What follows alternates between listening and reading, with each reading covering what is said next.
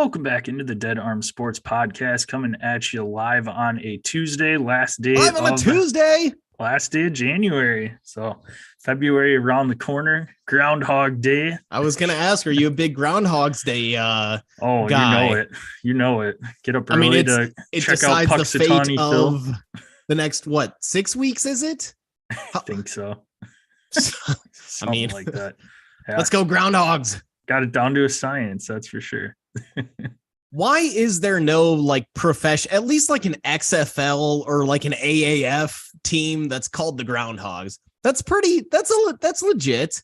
I mean, I get that they're not intimidating, but you've got not so much. But I mean, you've got the Savannah Bananas. I get that that's, that baseball team is effectively the Harlem Globetrotters of baseball, but a banana's it's not very intimidating. You've also got the isn't there just a team called the Dill Pickles? Of course, this is minor league baseball. Portland Pickles. Yeah. Yes, of course, minor league baseball, but you'd think there'd be a minor league baseball team in South Dakota or something that would be the Groundhogs. Yeah, never know. Might be. Yeah, no, but yeah, there might be. Like it, love it, gotta hug it. I brought up some of the teams, Joe, because that's part of our question of the day today. I want to know, what 3 teams do you hate the most? It can be across all sports. Portland Pickles, number 1 for sure. Embodied. I mean, St. Louis Cardinals, that's the easy number 1. I hate them so much, and I hate that I have to I hate how much I wish that the Brewers, that they were as successful as them, but Tony La Russa, back when he was their manager, he's effectively Satan. Just get him out. Mike Matheny, when he was their manager, anybody that touches that uniform, I cannot root for. I was never a Molina fan. I was cool with Pujols when he came back this past year, because how can I root against a 43-year-old Pujols going for 700 home runs? But everybody else on that team, you are now on my shit list. So Cardinals are the easy number 1. Beyond that, I mean, I've had a ton of disdain towards Ohio State, especially the football team. Never been a fan of Ohio State football. Again, another team where it's, with Badger football, we're just one tier, just a small tier. We're in that second tier of the Badger football's in that second tier, possibly third tier, wherever you want to go with that, below Ohio State. But it's God, that's the team that we just have not been able to get past. And then number 3, I mean, it used to be the Cubs. Now they're cute. I mean, now it's now that the Cubs are shit again, they're back to being cute. But during that 2016 run, I was kind of happy for the Cubs and for you and your brother and you guys for finally getting that W. But don't get me wrong, I was rooting for the Indians to win that World Series in 2016. So those are the 3 teams that really come to mind right off the bat. Other teams that I just don't root for in general, I grew up as big of a Kobe fan as you could find. So have never been a Boston Celtics fan, as big of a Derek Jeter fan as you can, maybe not as big as you can find, but definitely was a Jeter fan. So Boston Red Sox, that's a big hell no.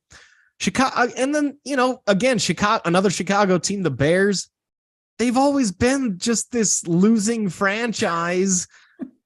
Yeah. I've never felt threatened by them, so it's hard to hate on them. But I mean, at this point, I almost feel so bad for them that I'm kind of happy they finally have a quarterback, because at least now I can look forward to, hopefully, as a Packer fan, hopefully some some sort of relevant games. It's been, as Rodgers has said before, I still own you. So Packers have they've owned the Bears throughout all of Rodgers' career and most of Favre's career outside of that one sexy Rexy year in, what was that, 06, when they made the Super Bowl and got stomped by the Colts. Yeah. So I guess I'll throw the Bears in there as an outside looking in. Sounds good. Mine also is the Cardinals. Cannot stand them. I will never cheer for them under any circumstance ever. Just no. What about Pujols? Were you okay? Were you cool with Pujols? When he came back, yeah, but I couldn't stand right. him That's when what I he mean was now. on them the first time. Yeah, and I mean, I loved Nolan Arenado when he was a Rocky, but nope, he's written him off until he changes teams. Yes. Goldschmidt, the only one I'm having a hard time. It's like Goldschmidt to me as well. Yep. When he was in Arizona, like, wow, I admire his talents. I'm pretty impressed by him. He gets on the Cardinals, not interested in any sort of success that you have anymore. Yep. Same with Wilson Contreras is now in that jumble. Is he falling into that? He's fallen into that group now? Well, yeah, I can't cheer for him. He's a Cardinal. So are you still like, so you're not even like reminiscent on the times that you had with him while he was a Cubby? Yeah, he was fine when he was a Cub, but I'll cheer for him again once he's no longer a Cardinal, whether that's retirement or moves on to another team. What was that, a 5-year deal, right? I think 5 years, yeah. Yeah. All right. Packers, definitely my top three, of course. And then a surprise third. I was trying to rack my brain, and there isn't really any teams that I necessarily hate, but I'm going to lump in whatever team LeBron is on as a team that I can't stand, because I cannot stand LeBron. So currently it's the Lakers. I cannot stand the Lakers. So I got one more team, and shocker, Chicago. I'm actually going to put this team ahead of the Cubs and the Bears, the Blackhawks. Right when they got good, that's when we were going, like my class was going into high school, is like pretty much right when the Blackhawks got good. And for some reason, like every sports fan jumped on that bandwagon right. at my high school, and I could not stand it. So I'm going to put the Blackhawks as they're going to jump the Cubs and the Bears, and they're going to jump into that number 3 spot. Blackhawks, never going to root for them. Can't stand them. Just the first person bandwagon jumping that I saw was such a turnoff immediately. So I'm out. Blackhawks. That's my number 3 team. Nice. Screw them. Patrick Kane, idiot. Make it personal. We can be found at Dead Arm Sports, Twitter, Instagram. Check us out on Facebook at Dead Arm Sports. Go to YouTube, type in Dead Arm Sports. That way you can see Joe grab his jaw in some sort of pain and discomfort right now. I just bit my freaking lip. Remember my first time opening and closing my mouth. Go to YouTube, type in Dead Arm Sports, subscribe, click the bell there. That way you know when our live episodes drop. Check that fireplace out. Yes, fire is roaring in the background there. Joe can be found at DasJel. That's at DasJel. I can be found at DasJPEC. That's at DasJPEC. Give us a follow there. You can ask us any questions there. Make sure you subscribe, rate, and review the podcast on your favorite listening platform. Send us a screenshot, and you will get some swagalicious stuff in the mail. Have a big episode for you today. Going to go through the NFL championship recap along with the Farmers Insurance Open recap, but about 2 hours ago prior to recording, had some huge coaching news drop. So we're going to kick it off with this coaching news to kick off the show here. And that is Sean Payton is going to be a Denver Bronco next head coach there, barring them being able to negotiate a contract. But a deal is in place with New Orleans. Denver's going to send over the 2023 first round pick that they got in that Bradley Chubb deal from Miami, and a 2024 second rounder to New Orleans for Sean Payton, and a 2024 third round pick. So pretty steep price to get in a head coach. That pick for Miami is going to be what, late teens, early? Well, so I'm glad you brought that up. This is actually going to be so that the Dolphins forfeited their first round pick. Correct. Yep. From tampering with Tom Brady. So the only first rounder that they have is the one that San Francisco sent over in the Trey Lance deal when San Fran moved up from 12 to 3. The Dolphins pick at that time was 3. They used that third pick to get Trey Lance. So it's technically the 30th pick in the first round, but since Miami forfeited a pick, it's actually going to be the 29th overall selection in the draft. So 29th player in the draft overall, plus the following, it's plus the, what was it, 2024 second so next year's and second, is it and then they're getting back at, is it a 2024 next year's 2024 third right rounder. Yep. So a little bit of nuance with that, but I mean, I thought that this was the most obvious play that Denver needed to make.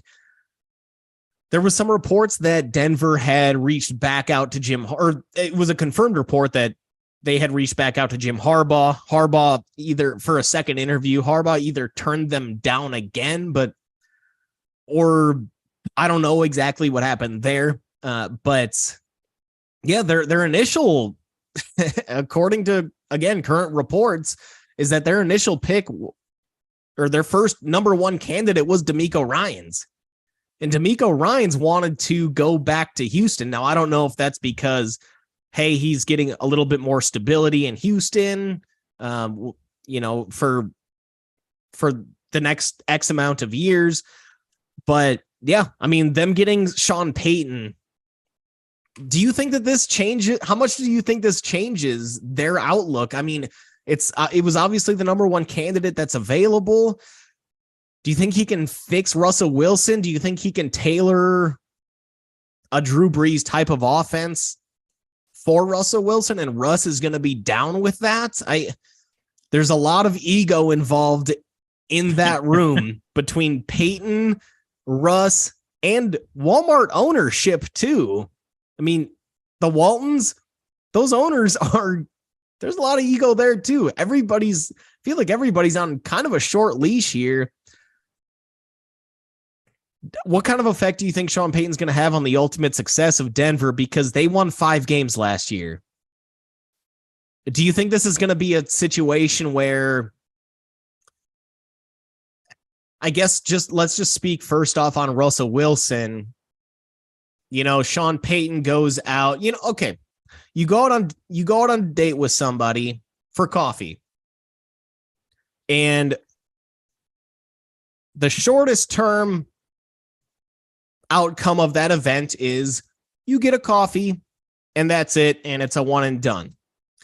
The next event is you buy them a coffee and then you buy them a coffee the next morning. AKA things went well that day, that night as well. AKA Russell Wilson gets one more year under Sean Payton after this season. Or do you think this is going to turn into I bought her a coffee and now she's my wife, AKA Sean Payton, Russell Wilson marriage, or, match made in heaven, and now you're looking at long-term success. How do you see this playing out between these two squad, or I guess this head coach QB combination? I think if there's anyone that will be able to get the most out of Russell Wilson again, it's probably Sean Payton. He's had so much success with a smaller quarterback in Drew Brees in New Orleans. Granted, Drew Brees is a heck of a lot better quarterback than Russell Wilson is, and has proved that throughout his career. But just an offensive guru like Sean Payton there's a lot of pieces in that offense to unlock here. And if he can, they're going to be very, very dynamic. But I don't know how much Russell has in the tank. Yes, we saw Nathaniel Hackett was a product of Aaron Rodgers' success and was just awful as a coach. Garbage. Awful. But he wasn't out there throwing the ball Russell Wilson at times last year for a good chunk of the season was missing receivers. I mean, it was ugly. I mean, he looked like he didn't have anything left in the tank and was just throwing it as hard as he possibly could to even get the ball like 20 yards down the field. It just was ugly. And I don't know if that was him just not really even wanting to be there and just kind of gave up on the season or what. I mean, it doesn't seem like that would be what Russ does, but I don't know. Russ Bus. Russ Bus, yes. But I don't know. It's hard to see them getting off of Russell Wilson with the contract that they gave him, the draft capital that they used. I think he's locked in for at least 3 years as your quarterback. At least 2 more. There's no at least. Yeah. So Sean Payton, he knows that. I mean, he could have said, no, you know what? I looked at all these teams and I'm going to stay retired. I like my gig in the booth. He wants to be the Broncos coach. He has some intrigue there, whether that is their awesome defense that you have and you don't really have to worry about them at all on that side of the ball. It's just this offense. And if you can get the most out of this offense and even turn them into a top half of the league, I mean, that's a team that could be flirting with the playoffs the way that defense is too. So I don't know. There's a lot of intrigue there, but fantasy wise, if you're a Russell Wilson owner, I think this gives you a little spark of life to maybe put him up on the trade block right now with teams that are like, oh, Sean Payton's coming in. He's going to unlock Russ. So if you were holding on to Russ for this moment, congratulations. I would unload him here the next little bit while the hype train is building with Sean Payton there. What kind of ceiling do you see for them next year? Or I guess let's ceiling and floor, because Hackett didn't seem to adjust at all last season. And we saw the results, but now he's out. Sean Payton is going to adjust. He had that full year off. I'm sure that he did mad work on studying Broncos film and everything. There's no shock that Sean Payton, right after the season ended, or right after Nathaniel Hackett got canned, that Sean Payton was a leading candidate for that job. So I'm sure Payton over this last, what has it been, a month plus, that he's been looking at every team, studying every team's film that had an opening, and was thinking to himself, how can I fix this offense? How can I fix this team? In this case for Denver, this player in Russell Wilson. Do you think Sean Payton's good enough to ultimately turn Russell Wilson into no longer the problem, and now maybe not the solution, but no longer the problem? And then with that being said, what do you think their ceiling is and what do you think their floor is? I mean, I feel like the floor is established at 5 wins. There's no way they can go below that. I pray to God that that's not the case, because at that point you might as well go back and trade for Drew Lock. So maybe not. Yeah. But what kind of floor, what kind of ceiling do you see with these guys? I think, like you said, floor is this year. I mean, they're going to be playing a bottom schedule. They're going to play all the bottom teams in the AFC because they finished 4th in the division this year. So I don't see them losing any more than 5 games in this one. And I think losing more than, you don't see them losing more than 5. I mean, winning less than 5. Winning less than 5. Okay. Yes, is what I meant to say.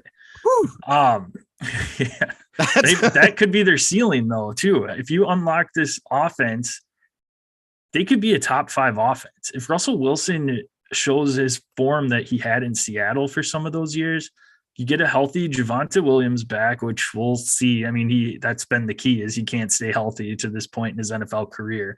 But you get him back. You've got Jerry Jeudy. You've got Cortland Sutton. You've got Tim Patrick coming back this year off of his injury last year. So you've got a stud wide receiver group there. Pick up a couple linemen that hit, give him some protection. And yeah, I mean, Javonte Williams essentially could be an Alvin Kamara in this offense with Sean Payton coming in. You've got your Michael Thomas. I like that. you've got pieces that resemble what the Saints did and what they were very successful at. And the Saints had a good defense under Sean Payton, which the Broncos do. So I could totally see Denver turning into the perennial playoff team that the Saints were with Drew Brees. But again, it's unlocking Russell Wilson. That's the whole key to this piece. And like you said, Sean Payton had to have seen something when he was watching film that he was like, I know I'm going to be tied to him for the next 3 years, and I know what it is. I know how to fix him, and I'm going to come in. And he saw that this was a great opportunity for him to get back to the playoffs and be a Super Bowl contender. And really, we saw Drew Brees his last year and a half to 2, at least, that he couldn't throw the ball down the field. I mean, him and Mike, that's where Michael Thomas had his breakout year, because he's a really nice possession receiver. Do you think that Jerry Jeudy possibly, who is more of that, he's both, I mean, Jerry Jeudy, if he's able to get unlocked, really talented. Cortland Sutton, more of that downfield threat, but I think Jerry Jeudy could almost turn into that Michael Thomas if used in the right way. Do you see that potential? And do you see, I guess, what if you agree on that, which you're nodding your head? Yep. What's Cortland Sutton's role? Because really, Cortland Sutton's a lot more of is more of a big play type of receiver. If Russell Wilson doesn't have the arm that he used to, which Russ was at one point the best deep ball thrower in the NFL, what's Cortland Sutton's new role here? I mean, and where do you put those two guys going forward in terms of, I guess either fantasy wise or just roles in the offense? Yeah, I like Jerry Jeudy a lot better for fantasy. Like you said, he's going to be that possession receiver. And until we consistently see Russ be able to get the ball down the field, I'm staying away from Cortland Sutton. Especially this year in redraft, I'm not in on that at all. But if Russell can get that deep ball, I mean, we saw him have 2 receivers that thrived in that offense with DK Metcalf and Tyler Lockett. And essentially, that's what you have here. DK Metcalf, Jerry Jeudy, and Tyler Lockett, Cortland Sutton. But again, we didn't see a ton downfield last year, and that's where Cortland Sutton's bread and butter is. And that's why Cortland Sutton had a dog shit year this last year, because he couldn't get the ball deep. And we started to see Jerry Jeudy come on and be a lot more consistent of a player in the second half of the season. So there's also the rumor, or I don't know if it's a rumor, I guess, according to Rap Sheet, Ian Rappaport, that this is a report that Denver's first choice as head coach was DeMeco Ryans. As I briefly mentioned earlier, he wanted to stick with Houston. That could be a compensation thing. I know the report is that he's locked into a 6-year deal. He's obviously got a relationship with ownership in Houston with the McNair family, given that he played there for, I believe, 6 years, maybe 8. Yeah, it was a while.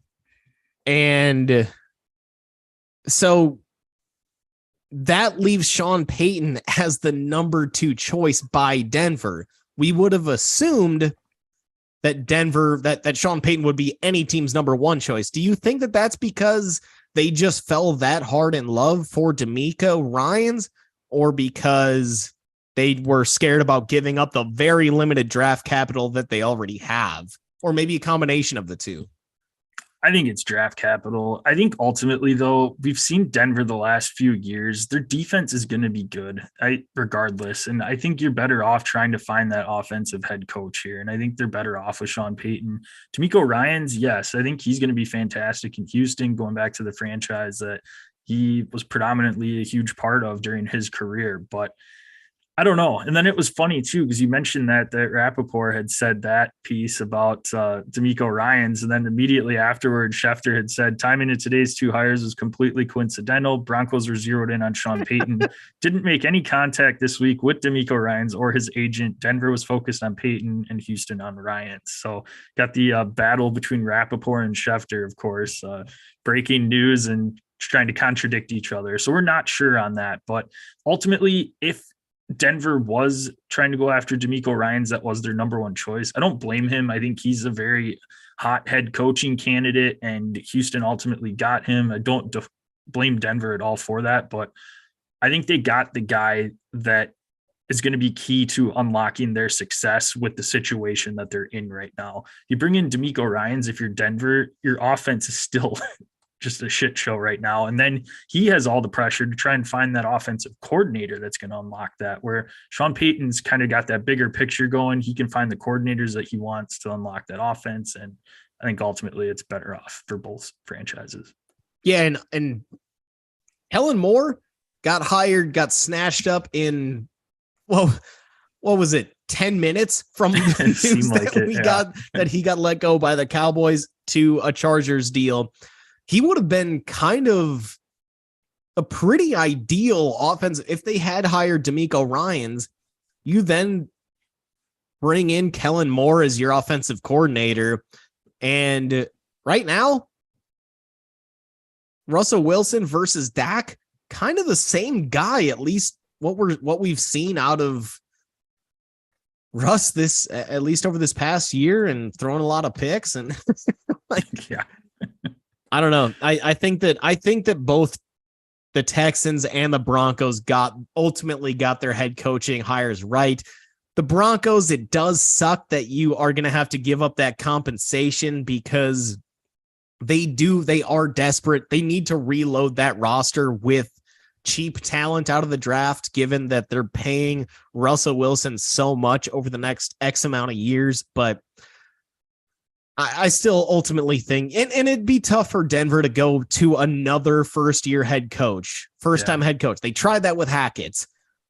You're going to try that again with D'Amico Ryans. You're asking for potential issues again. So I think Sean Payton is 2 first-time head coaches in a row too, because they tried that's exactly what I'm saying too. Yep. Before that. So that would have been 3 in a row if they would have gone to D'Amico Ryans. Yep. Yeah. One final note, I guess, on the coaching piece. Frank Reich hired earlier this week, or maybe that was right before the championship round. Frank Reich hired by the Carolina Panthers. I think a great hire. I mean,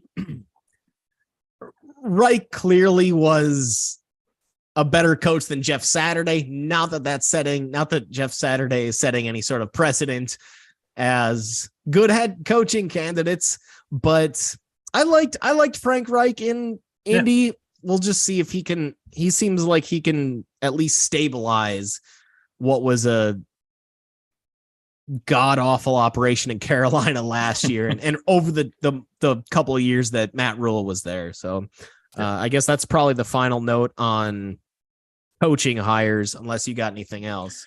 No, that's it. Let's move into that NFL championship recap here. First game up was one I was looking forward to, Eagles 49ers, and it definitely disappointed, and not in the way that we thought it was going to. Eagles come away with the commanding 31-7 victory in this one, but story with this one is we didn't get to see the full potential of the 49ers. Brock Purdy ends up with a arm injury. Weren't sure what it was at the time. Josh Johnson comes in, gets a concussion, and then Brock Purdy comes back in and just hands the ball off. And we're all like, well, all right. We saw him mouthing on the sideline, I can't grip the ball, I can't throw the ball, to head coach Mike Shanahan. Come to find out, partially torn UCL right now. A full tear. Full torn? Okay. Full tear. Okay. That's what I heard. Okay. Well, okay. Yeah, but he did say he was going for a second opinion, so maybe there's an update on that. Okay. Because he did say he was going for a second opinion, but I saw the first that it was a full tear. Okay. So either way, it looks like he's going to have some major elbow, either rehab or surgery. It could be Tommy John. It could be something more minor that will be closer to a 6-month recovery. If you're a baseball fan, you know Tommy John can often be a 8, 10, 12-month recovery, depending on the severity of the injury. I just feel like we got robbed, man. We got robbed of one of what I thought was going to be, we had said this on last week's recordings that we thought this was going to be the game of the weekend. Yeah. And we got robbed of that on the first San Francisco drive. Yeah, that was just ugly. And then from there, I mean, Josh Johnson, he was signed off their practice squad a couple weeks back, so you can't expect a ton from him. I guess I was just more wondering why you wouldn't have a third quarterback on the roster. I know we were texting back and forth about that, and I get it. You want to have guys that are going to be out on the field, but ultimately, too, if you go through two quarterbacks, you're essentially giving up the game because you don't have anyone else out there anyways. So I don't know. It just seems like too important of a position to not have a third string there during a playoff game. But I see both sides of it. This is where, and if I'm San Fran, maybe I would think differently, because clearly they are cursed at quarterback. I mean, are you kidding? They were on basically, they were basically on QB5 if you count injured Brock Purdy. So, but really, you've got every single rule is there to protect quarterbacks. I don't think that teams are out there thinking, hey, we're going to blow through both our quarterbacks. And yes,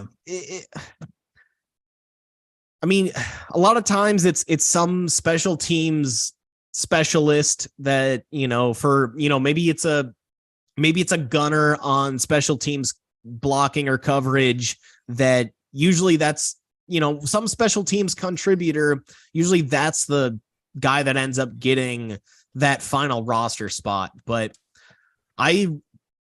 so that's where that's kind of how I had been thinking originally, but maybe that should probably going forward for every team. Maybe you only use that final roster spot for a special teams guy during the regular season. I think at this point, teams going forward have to roster 3 quarterbacks, 3 active guys, because this is, you're screwed. The game's over. We knew that. We almost felt like it was pretty much over once Josh Johnson came in. Yeah. But once he went down, we all knew this game's over. And there's literally no hope. Brock Purdy literally can't throw the ball. And you saw him throwing the ball on the sidelines. I mean, he was throwing like little lollipops. Like you knew he couldn't throw the ball. So I think maybe going forward, you got to roster that third quarterback and have that third quarterback active. And maybe that backup special teams gunner isn't worth it. And you fill in that spot, because there is no filling in a third quarterback. Next question, though, for you. Do you think the right decision was made to put in Brock Purdy, who couldn't throw the ball, versus just having Christian McCaffrey back there running Wildcats? You could get really creative with that skill position group of running Wildcat with CMC, Debo possibly in the backfield. Kyle Juszczyk was also listed as an emergency quarterback. Brandon Ayuk, extremely dynamic. I don't know who. Juwan Jennings, he was a high-end college quarterback recruit. He just showed. So do you think they made the right call to use Purdy? I know in the post-game, Shanahan said that he wanted to just be able to run his normal run offense and see how that went. But God, once you're down 3 touchdowns, you got to do something that's to have an attempt at being dynamic at this point. And they still just kept Brock Purdy in and having him just hand the ball off instead of trying anything, even remotely dynamic. We saw nothing even close to the word dynamic. Yeah, I think that they should have done that for at least one series. Just see what you have with, like you said, McCaffrey. You could put Debo back there. Debo's good with some of the trick plays too, along with McCaffrey. We've seen McCaffrey throw a touchdown or throw passes here and there. But I don't know. Purdy came in, and if you know he's not going to throw the ball, the defense is just stacking the box to stop the run. So they knew exactly what was going to happen, where if you run a Wildcat, you do something else, yeah, you're going to be maybe trick them. I mean, they're going to know that more than likely you're running the ball and not going to be passing, but you still have at least the threat of, he might be passing at some point in time here, where with Brock Purdy back there hurt, there's no chance that he's passing the ball. So that definitely was something that I thought that they could have tried. But then again, at the same time with it, you run a drive of trick plays like that. How often have they really even practiced those where then you're going to be running the same 2 plays over again? But like I said, I think they should have tried it for at least one drive. I don't think it would have made a difference at all. This game was over as soon as Brock Purdy got hurt, but Probably they should have at least have, tried something. It may not have made a difference, but exactly. I mean, I still think you try something. And Juwan Jennings, again, high-end quarterback recruit. He probably could have made some throws for wide receiver screens, that kind of stuff. I mean, it turns out Purdy couldn't throw more than like 5 yards, not just downfield, but 5 yards to the sides. Like he couldn't even throw a wide receiver screen. You'd think that CMC, Jennings, anybody, man, could have at least throw that little wrench in there and give yourself a chance. I get that. And again, I don't think they had much of a chance, but I just thought that was a pretty sad just effort, I guess, from Shanahan. It felt like he just kind of conceded, which whatever, but too bad for him. Well, then with this game too, the Eagles now moving over to that side of the ball, they haven't been tested their first 2 games. Jalen Hurts has thrown for 154 yards, 121 yards, and that's because they haven't needed him to throw the ball. Does that concern you at all going into the Super Bowl that they haven't had to use much of their passing attack and it's been all rushing? We saw 4 rushing touchdowns in this one. Hurts ran one in, Gainwell, and then Miles Sanders had 2 as well. But does that concern you for the Super Bowl with Jalen Hurts? It doesn't, like, not just this deal with Jalen Hurts, but let me read off their entire schedule of who they've had to play so far. It is a very underwhelming bunch. Lions, Vikings, Commanders, Jaguars, Cardinals, Cowboys, Steelers, Texans, Commanders, Colts, Packers, Titans, Giants, Bears, Cowboys, Saints, Giants, and then in the divisional round, Giants last week, Niners on a 5th string quarterback. Where are the impressive wins? There's no impressive wins here from the Eagles.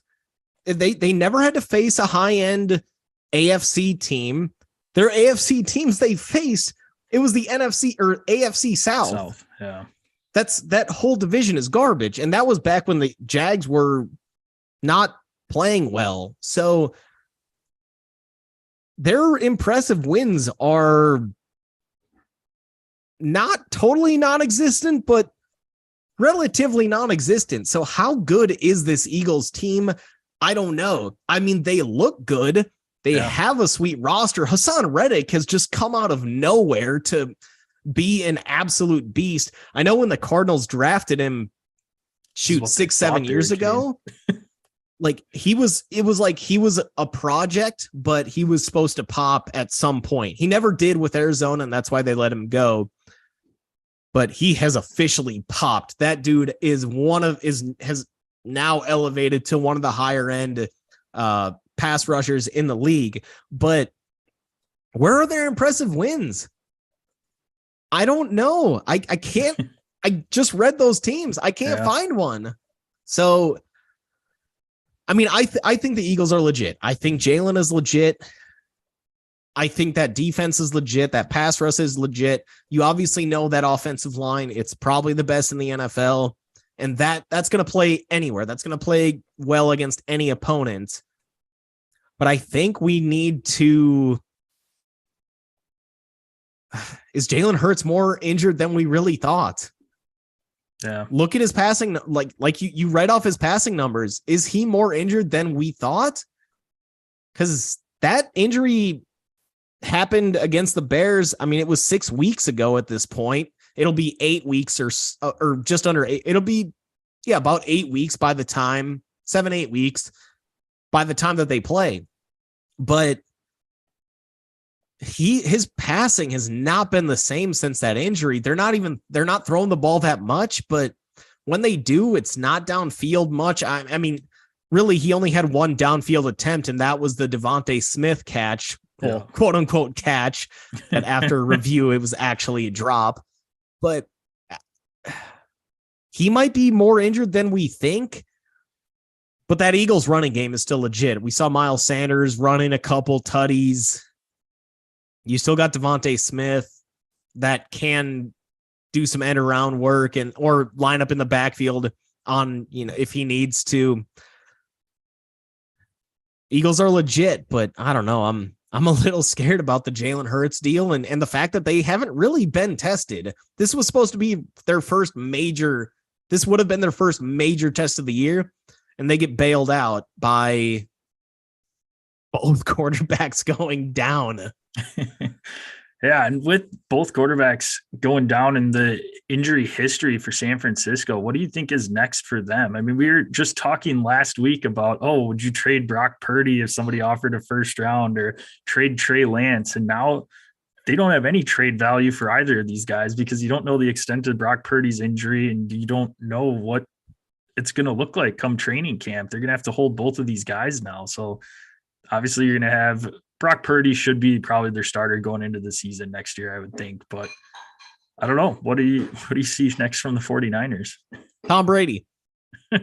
I'm not saying that's done, but do you think about Tom Brady seeing if he can come over for 20 million, 25, or probably want more than that, but 25, 30 million? You've got next year tied up about, it was like 8 to 9 million in Trey Lance, and you're paying Purdy like, again, under $1 million. Do you go after TB12? He hasn't been hurt since 2008, since that ACL. He has not missed significant time. Season.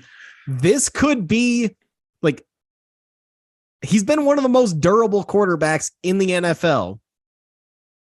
And if he gets hurt, then you know that Kyle Shanahan is just cursed.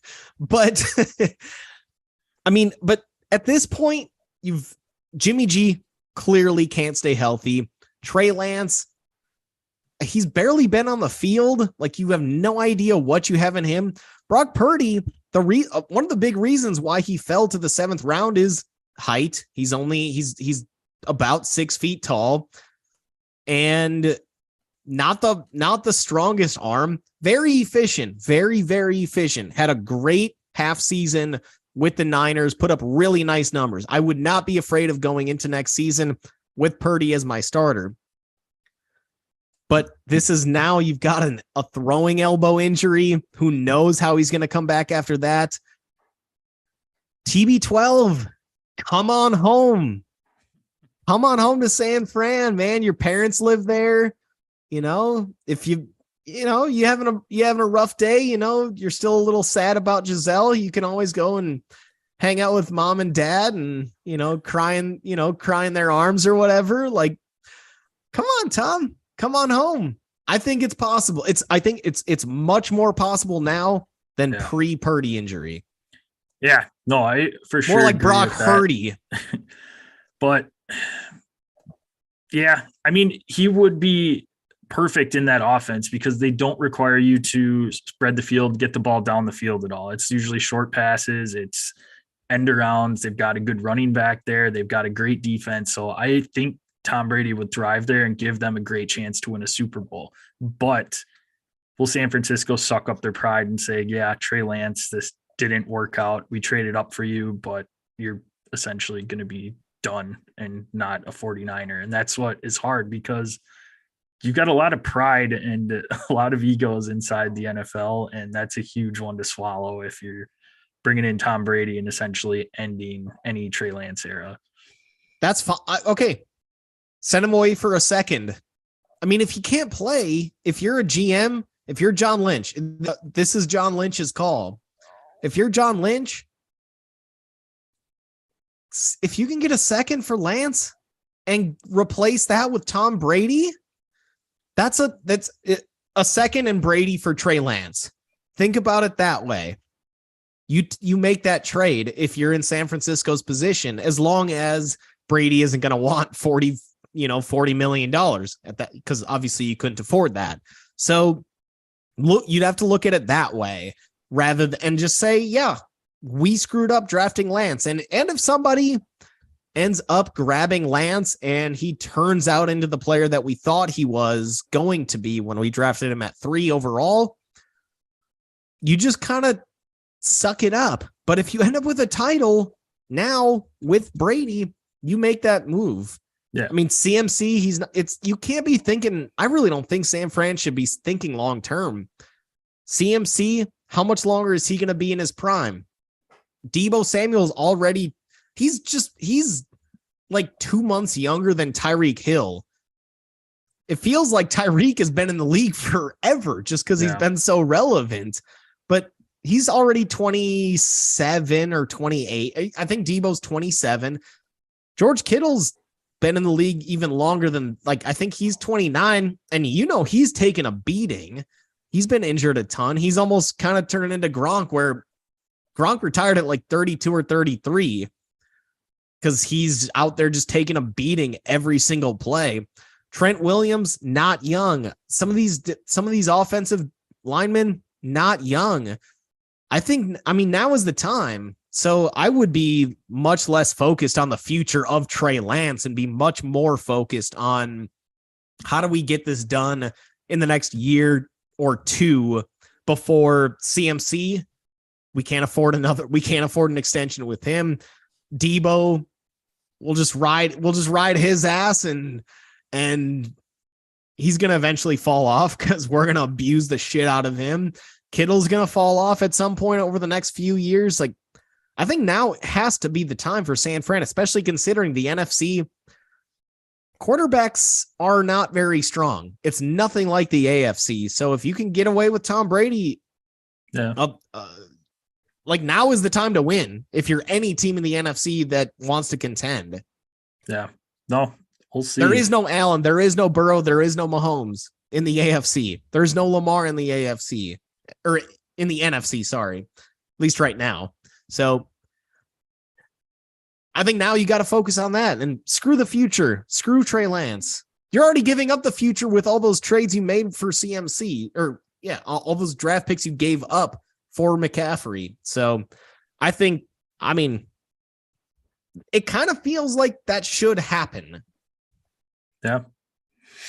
Speaking of Mahomes and Joe Burrow, Gel had that battle in the afternoon. That was a lot better game to say.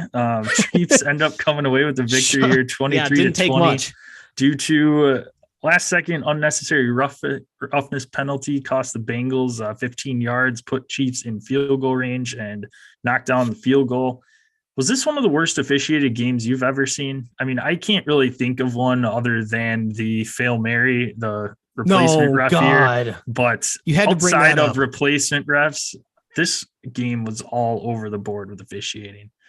I just like the one play that stands out to me. And okay, first off, let's talk about the final call on the Mahomes shove out of bounds. Anybody that says that should not have been called, like, walk your ass home. Yeah, that was 100% a penalty. That's the most obvious flag of all time. So, like, regardless of scenario and situation, like, Mahomes had both feet out of bounds for like a while. Like, he had given himself up. So just stop making that argument if you're trying to. But the play before that, on that started off that drive, or I guess, quote unquote, kicked off that drive, was that punt return. Where Sky Moore ended up taking that ball, receiving it at about the 25, had a 24-yard punt return, and the most obvious call, like, I could see it live. There was a very obvious block in the back on the, like, as that Bengal was going right at Sky Moore, he got shoved in the back and couldn't make the tackle. Like, we see a ton of BS block in the back calls every single week. And for them to miss that call, that's the quote unquote block that really sparked that run. So that's the play that stands out a ton for me, because once that was, I mean, let's be honest, once you saw Moore returned that ball to midfield, you had to know that game is over. It's just going to happen for KC. So that's the missed call that really stands out for me. Yeah, that one. And then it just seemed like the Bengals were shooting themselves in the foot too with some of their timely penalties, I guess. So you had that clock gaff in the quarter that that was messed up. That was so messed up. And then come out the next play and get a defensive holding call, and it just spiraled, it seemed like. But it was always at the worst possible times for the Bengals in this one, and not the cleanest game that we wanted to see. Ultimately, we did see a great game, and the Chiefs ended up again with the victory in this one on Patrick Mahomes' quote unquote high ankle sprain. I mean, he's hurt, but I don't know. He didn't look like a high ankle I mean, sprain. How much did it really? He threw for 326 yards, multiple touchdowns. And there's obviously different severities to a sprain, but God, where is he in terms of the GOAT status at this point? Because that was probably his best performance of his career. I know he's won title games and stuff. He won a Super Bowl, but that's probably the most impressed I've ever been, because he was hobbled and just didn't allow that injury to affect him that much until after the play was over, and then he'd be, hopping on one foot on the way back to the huddle. But during the play, he just did not let that ankle affect him at all. And that's insanely impressive. I mean, if we're talking GOAT status, if he were to retire today, I'm not saying he's going to be, number one guy out there, but GOAT potential, we got to be talking GOAT potential right now, which I hate to do, because that's the cheap, like, first take talk, Stephen A to start screaming at everybody about. But, like, I mean, let's be honest. What does outside of the rings, can you find a quarterback who in the history of football has better in just combination of arm talent, pre-snap stuff, post-snap stuff, like improvising on the fly, like just straight up arm talent, knowing when to check the ball down, knowing when, hey, I've got an opportunity.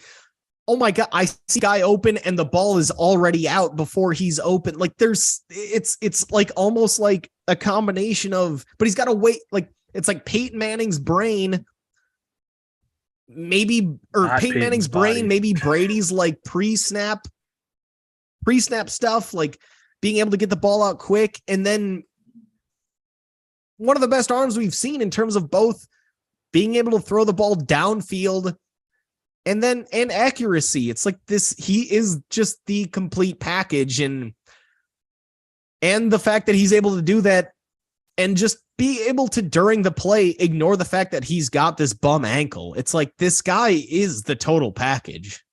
Yeah. Just wish he had like, you could throw like Lamar's speed in there or something like that, but imagine outside of that, that's about it. But he's still plenty mobile. Yeah, for sure.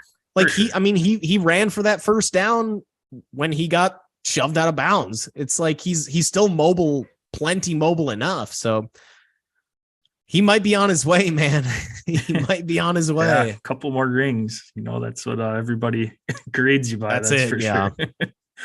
Speaking of grading, Bengals obviously had a phenomenal season this year. High grades there. What is next for them? I mean, they're going to be already talking about Joe Burrow extending him, getting that deal down. So it's one that we talked about numerous weeks here, where you like having that quarterback on the rookie deal. I mean, it's a well-deserved contract for Joe Burrow, but I think for them, the main thing is I think they're going to be the AFC North, the team to beat for the years to come. And it's just keeping this core of guys together. That's the biggest thing, is that you've got a nice team right now. You got a nice group of guys, and just to find a way to make sure that they stay together and keep running it back.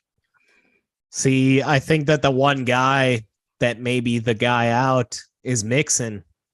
Samaje Perine outsnapped Joe Mixon in this game by 20 snaps after Burrow got hit 3 times early in the first. It was like Joe Mixon's role was reduced significantly because Perine is the much better passing back. Mixon's deal is up. I don't know I believe they can get off his deal this year. And that's quite a bit of chunk of change off the books. And they owe Burrow that extension. I hope Burrow doesn't go out there and command $50 million a year because I do want to see this team stay intact. But I think Joe Mixon is the early easy guy out on this team. And you got Samaje Perine, you've got Chris Evans. Those are 2 role players. Maybe you grab, if Bijan Robinson falls to you at that number, what would that be? 29 or 30 overall, probably. Yeah. If Bijan Robinson falls to you, that makes the letting go of Mixon extremely easy. And then you just plug and play there. I think Mixon's is the odd man out within this crew because to see him get out snapped like that against Perine, versus Perine, it's so obvious that's such an obvious glaring weakness in Mixon's game. And if they're not running unless they're in the lead and able to run the ball, Mixon's value is so diminished that he's probably not worth paying a $10-12 million contract plus that he's going to want. So I see Mixon as the odd man out here. I think T. Higgins, Jamar Chase, those guys, those are must re-signs. Yeah. T. Higgins is due a deal now. Burrow's due a deal now. Jamar Chase, you can probably wait a year. I just think Mixon's the odd man out here. Yeah, and that might be an area that they're going to have to cut costs in order to make the Joe Burrow contract work for not only this year, but for the future as well. So that very well could be. And that's an area that a lot of teams end up doing that. You cut the veteran running back and you go with the cheap rookie option to help out. And like you said, Mixon, that is a weakness for them with that passing game that you just not utilize with that. And Samaje Perine somehow is still out there. I don't know. He does not look good either, though. He doesn't. Yeah. They need to go draft a guy. And if Bijan falls, grab him in the first. If they need to, and then if he doesn't, grab a guy in the second.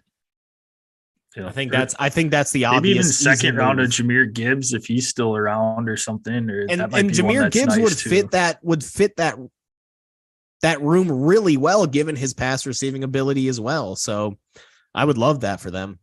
Yeah. Anything else from this game, Joe? That's it. All right. Give me that golf swing. We are on to the Farmers Insurance Open where Max Homa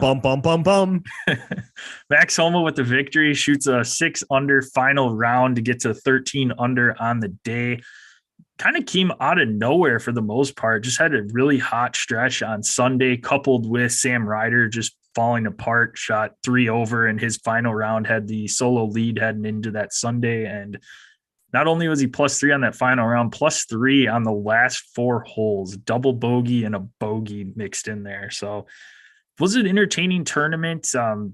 You'd like to see at least somebody in that final group in contention. And as soon as they hit their tee shots, Max Homa was crowned the winner because they would have had to hole out on a par 5 from the tee box in order to tie. So was not the case in this one, but star-studded field and a fantastic tournament all around. Yeah, I mean, it was nice to see Sam Ryder up there. He was vying for his first PGA win in his career. He really had one of his biggest, if not his biggest career moment last season with his hole-in-one on 16 at the Phoenix, where everybody's, throwing we beer saw that cans. Highlight 40 times during the Farmers Open this weekend. Yeah, I guess I should say, in case you weren't watching at all, I'm sure if you were watching even for 20 minutes, I'm sure you saw that highlight. But yeah, I mean, it's good to see him get some recognition. This is the first time he's been in legitimate contention. Good to see some of that, but this was a clear choke job. It kind of felt like I mean, I get that it's never easy to, close out a tournament, but he'd been playing really well the first 3.5 days. And then that final 9, he just, like you said, just kind of broke down. And we had a couple guys also on that final day, Keegan Bradley and Colin Morikawa. They kind of tried to storm back, especially Keegan. Yeah. Morikawa looked like he was about to storm back. And then he ended up with a bogey, I believe, on 17 that pretty much finished off his day. But I don't know. It felt like with how hot Homa got in that final day, kind of once he got to the back 9, it was like Homa one shot back. Ryder was at -14. Homa was at -13. You just had kind of a feeling like this is Homa's tournament. So glad to see him get that W there. And even with Sam Ryder in the lead, you just kind of had a little bit of a feeling that Max Homa was going to take it home, which he did. So happy for him. As far as our picks go, Jason Day, John Rahm both finished at T7 with a -8 score. So we will carry those over into this next weekend. Yeah, and kind of a totally different tournament for both of those guys. Jason Day came out hot playing the North and the South course the first 2 days and easily made the cut. And Rahm had to scrape together to get by on that second day at the North course to make the cut, and then ended up having a great Saturday. He did not play well enough on that North on Saturday or on third or whatever the second day was. Friday. Yeah, he needed to shoot a lot better, but ultimately he was in that final group heading into Sunday, but just fell apart on Sunday. And yeah, but otherwise, yeah, good start for both of those guys. And it's hoping to maybe get a couple strokes back there using John Rahm, but ultimately glad to make the cut and at least keep within the same not falling back at least. That is correct. All right, that'll wrap up this episode. It can be found at Dead Arm Sports, Twitter, Instagram. Check us out on Facebook at Dead Arm Sports. Go to YouTube, Dead Arm Sports, that search bar. Subscribe, click the bell there. That way you know when our live episodes drop. We monitor that chat. You can ask us any questions there. You missed us there. Gel can be found at Das Gel. I can be found at Das JPEG. At Dead Arm Sports on all of our socials. Make sure you give us a follow there. Subscribe, rate, and review the podcast on your favorite listening platform. Send us a screenshot and you will get some swag. Jill, what are those platforms?